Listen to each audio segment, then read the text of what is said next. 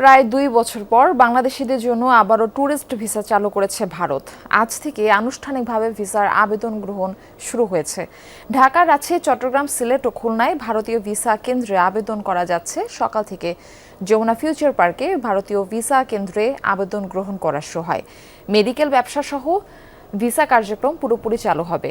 দীর্ঘদিন শুধু মেডিকেল ও জরুরি ভিসা চালু থাকলেও ট্যুরিস্ট ভিসা পুনরায় চালুর মধ্য দিয়ে দুই দেশের জনগণের পারস্পরিক যোগাযোগ, পর্যটন ও ব্যবসা বাণিজ্য আরও গতি পাবে প্রত্যাশা আবেদনকারীদের। টুরিস্ট ভিসায় যেতে পারতাম, মেডিকেল ভিসায় যেতে পারতাম, আদার্স কোনো সমস্যা হতো না। এখন যে ওরা যে সমস্যাটা সৃষ্টি হয়েছে সেটা যাতে কেটে যায়। আপনি একটা সাধারণ ফাইল আপনি এখানে দেখেন, সকাল থেকে ঘুরে কেউ না কারো এই এজেন্সি না এজেন্সি সরাসরিভাবে কেউ জমা দিতে পারতেছে না। অনলাইনে অ্যাপয়েন্টমেন্ট নেওয়াটা সবচেয়ে বেশি ঝামেলার। দেখা যায় কয়েকদিন চেষ্টা করার পরেও হয় না, কমপক্ষে 2 সপ্তাহ। আমি 1 সপ্তাহের বেশি চেষ্টা করে তারপরে পেয়েছি। প্রত্যাশা রাখি যে ট্যুরিস্ট ভিসা চালু হচ্ছে, সবার জন্য ইজি হবে।